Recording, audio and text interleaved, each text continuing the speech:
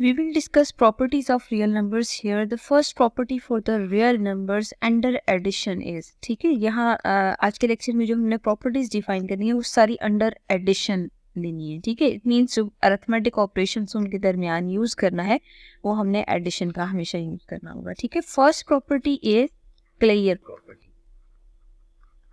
ठीक है, इसके नाम से ही हमें स्पेसिफाई हो रहा है. क्लियर वर्ड एक्चुअली क्लोज से निकला है. ठीक है, क्लोज का मतलब क्या होता है? करीब करीब होना. ठीक है, अब आपने ये याद रखना है कि क्लियर प्रॉपर्टी को जब भी हम डिफाइन करेंगे तो कोई से दो रियल नंबर्स हम डिफाइन करते हैं, ए बी. ठीक है, अगर वो दोनों आर से बिलोंग कर रहे हैं तो जब आप ए और बी दोनों को ऐड अप करेंगे आंसर अगेन आर से बिलोंग करना चाहिए. ठीक है, जब हम इन जनरल ये प्रॉपर्टी डिफाइन करते हैं तो ज़्यादा क्लियर नहीं होता. तो ऐसे करते हैं, हम एक एग्जांपल ले लेते हैं और एग्जांपल में आप क्या करें, दो नंबर्स कंसिडर कर लें. फॉर एग्जांपल 2 और 3, ये दोनों रियल नंबर्स हैं तो 2 3 रियल सेट से बिलोंग कर रहा है. अगर आप 2 और 3 को ऐड अप करें तो आंसर क्या आ रहा है? 5 आ रहा है. क्या 5 भी रियल नंबर है? यस. इसका मतलब ये है कि जब आप कोई से दो नंबर्स रियल नंबर्स कंसिडर करते हैं, उन दोनों को ऐड अप करते हैं तो जो आंसर आएगा वो भी हमेशा रियल नंबर होगा. तो मतलब क्लियर प्रॉपर्टी ये है कि जब आप दो रियल नंबर्स लें, उन दोनों को ऐड अप करें, आंसर जो आएगा वो भी हमेशा रियल नंबर होगा. Next property is commutative property. अब देखिए, कम्यूटेटिव प्रॉपर्टी भी हमेशा दो नंबर्स के लिए एग्जिस्ट करती है. ठीक है, लेकिन क्लियर प्रॉपर्टी और कम्यूटेटिव प्रॉपर्टी में फ़र्क ये है कि क्लियर में जस्ट हमने ये देखना है कि उनको ऐड अप करने से जो फाइनल आंसर आ रहा है वो भी रियल नंबर ही हो. ठीक है, कम्यूटेटिव प्रॉपर्टी में आप क्या करें, दो कोई से भी नंबर आप डिफाइन करें जो कि रियल सेट से बिलोंग करें, तो प्रॉपर्टी ये है कि आप ए को बी में ऐड करें या बी को ए में ऐड करें, you will get same answer. What does it mean? For example we will take two numbers, कोई दो न्यूमेरिक वैल्यूज हम लेते हैं. For example 23 and 50. ठीक है, आप जरा 23 और 15 देखें, वो दोनों रियल नंबर्स हैं. अगर आप 23 में 15 ऐड करते हैं तो जरा आंसर फाइंड आउट करें, यू विल गेट 38. ठीक है, सिमिलरली आप जरा 15 में 23 ऐड करें, you will gate again answer 38. It means it doesn't matter कि आप फर्स्ट वैल्यू में सेकंड ऐड करें या सेकंड में फर्स्ट ऐड करें, दोनों से आंसर हमेशा हमारे पास सेम आएगा. ठीक है, तो कोई और दो नंबर मजीद हम डिफाइन कर लेते हैं, 2 एंड 5, जो कि आर से बिलोंग करें. तो ज़रा 2 में 5 ऐड करें, you will get answer same, and again 5 में 2 ऐड करें, you will get answer same. ठीक है, तो मतलब ये जो दोनों वैल्यूज़ आ रही हैं वो 7 7 आ रही है. तो actually this is commutative property. Commute करने का मतलब ये होता है कि जब आप a प्लस बी करेंगे, b प्लस a करें, दोनों का आंसर सेम आ रहा हो. Next property is associative property. This is very important that associative property is always between three numbers. ठीक है, जैसे कम्यूटेटिव प्रॉपर्टी में आपने दो नंबर्स कंसिडर किए ना, इसी तरह एसोसिएटिव प्रॉपर्टी में हम तीन नंबर्स कंसिडर करेंगे. For example we have A B and C which belongs to capital R. ठीक है, ये हमने इन जनरल फॉर्म में लिया है कि कोई से तीन रियल नंबर्स हम ले लेते हैं, ए बी सी. जब आप ए में बी और सी ऐड अप करें या a प्लस बी करके c में ऐड अप करें, you will get same answer. What does it mean? हम ऐसे करते हैं, एक न्यूमेरिक वैल्यू कंसिडर कर लेते हैं. वो न्यूमेरिक वैल्यू में बहुत सिंपल से तीन नंबर्स डिफाइन कर लेते हैं, 1 2 एंड 3. ये तीनों रियल नंबर्स हैं. अब आप क्या करें, 1 2 3 लिखें. ठीक है, एक हिंट ये है कि आप पहले लास्ट टू पे ब्रैकेट लगा दें. ठीक है, और नेक्स्ट प्रॉपर्टी फाइंड आउट करने के लिए फर्स्ट टू पे ब्रैकेट लगा दें. तो आप देख सकते हैं दोनों साइड्स को सॉल्व करेंगे, we will get same answer. कैसे?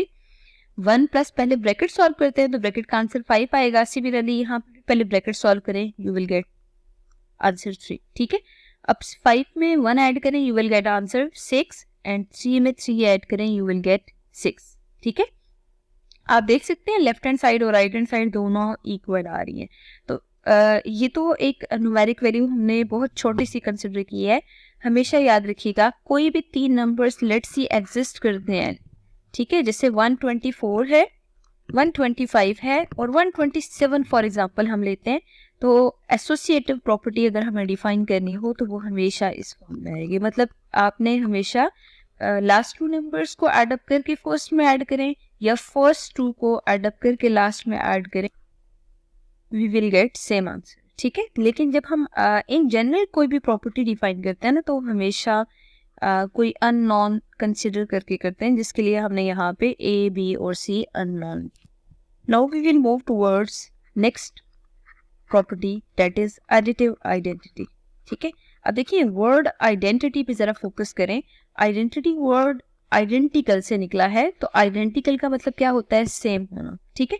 अब एडिटिव आइडेंटिटी है क्या एक्चुअली, रियल नंबर्स की एडिटिव आइडेंटिटी क्या है। अगर आप कोई भी रियल नंबर लेते हैं, लेट्स सी 1 ले लें, 1 में आप क्या ऐड करें, आंसर अगेन 1 रहे। 2 में आप क्या ऐड करें, आंसर 2 रहे, ठीक है। इसी तरह for example we will consider 150 में आप क्या ऐड करें, आपके पास आइडेंटिकल रहे, वो आइडेंटिकल का मतलब है वो सेम रहे, मतलब वो 150 ही रहे। सिमिलरली 160 में आप क्या ऐड करें, आंसर 160 ही रहे। तो अगर आप इन सब पे फोकस करते हैं ना, तो यहाँ से हमें क्लियर हो रहा है कि हमें 1 में 0 ऐड करना चाहिए ताकि आंसर 1 आए। सिमिलरली इन सब टर्म्स में यहाँ पे 0 आना चाहिए, तब आंसर आइडेंटिकल रहता है, अदरवाइज नॉट, ठीक है। यहाँ पे सिंपल इन जनरल फॉर्म में डिस्कस करते हैं। तो आप देखिए फॉर एग्जाम्पल हम एक नंबर लेते हैं ए अगर बिलोंग कर रहा है रियल सेट से, ठीक है। तो एडिटिव आइडेंटिटी की प्रॉपर्टी ये है कि जब आप ए में 0 ऐड करें तो आंसर अगेन ए रहे, ठीक है।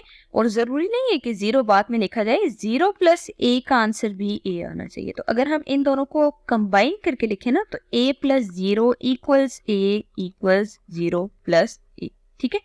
For example we will consider one numeric value here, let's see we will take 1 that belongs to capital R। तो आप देख सकते हैं 1 में 0 ऐड करें तब भी आंसर 1 आता है, और अगर आप 0 में 1 ऐड करते हैं तब भी आंसर 1 आता है। इट मीन्स जो एडिटिव आइडेंटिटी है रियल नंबर्स की, वो हमेशा 0 होगी, ठीक है। तो आपने MCQ पॉइंट ऑफ व्यू से भी याद रखना है, 0 इज एडिटिव आइडेंटिटी, ठीक है, ऑफ रियल नंबर्स। सिर्फ ये रियल नंबर्स की एडिटिव आइडेंटिटी है। अब हम नेक्स्ट प्रॉपर्टी डिफाइन करते हैं, that is additive inverse. For every a belongs to R there exists a unique real number minus a which is called additive inverse such that कि जब आप a और minus a दोनों को add up करते हैं you will get answer 0, ठीक है। अब देखिए कोई भी न्यूमेरिक वैल्यू है ना, फॉर एग्जांपल हम 1 डिफाइन करते हैं, ठीक है। 1 अगर रियल सेट से बिलोंग कर रहा है ना, तो 1 के लिए एक नंबर एग्जिस्ट करता है -1, that is called additive inverse, ठीक है। अब देखिए अगर हमें एडिटिव इनवर्स बताना है, तो मतलब ये हिंट हमें याद रखनी होगी कि जस्ट हमें उसका साइन चेंज करना होगा, ठीक है। अगर वो प्लस में है तो ऑब्वियसली -1 होगा उसका एडिटिव इनवर्स। लेकिन अगर फॉर एग्जांपल -1 एक नंबर बिलोंग करता है R से, तो उसके लिए एक नंबर 1 एग्जिस्ट करेगा, ठीक है, दैट इज एडिटिव इनवर्स। क्यों? क्योंकि -1 में आप वो नंबर जब एड अप करेंगे यू विल गेट आंसर 0। तो जब भी आप एडिटिव इनवर्स फाइंड आउट करते हैं, उस नंबर को और एडिटिव इनवर्स इन दोनों को आप एड अप करते हैं, you will get answer 0, always you will get answer 0, ठीक है। अब हम ऐसा करते हैं, एक नंबर कंसिडर करते हैं, let's see 20 belongs to R, ठीक है। तो 20 और इसके एडिटिव इनवर्स को जरा एड अप करें, तो एडिटिव इनवर्स 20 का -20 होगा। जब आप इन दोनों को एड अप करेंगे यू विल गेट आंसर 0। कैसे? 20 और इन दोनों साइंस को सिंप्लीफाई करें, plus minus minus 20 -20 which is 0। तो इसका मतलब ये है 20 और -20 का आंसर 0 के इक्वल आ रहा है। जब इनका आंसर 0 होता है तभी वो जो वैल्यू होती है, जैसे यहाँ पे -20 आ रहा है, वो एडिटिव इनवर्स होगा, ठीक है।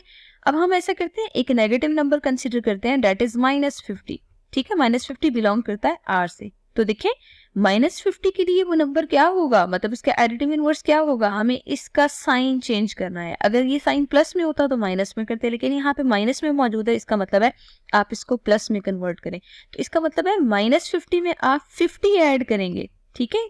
तो आंसर क्या आना चाहिए? 0।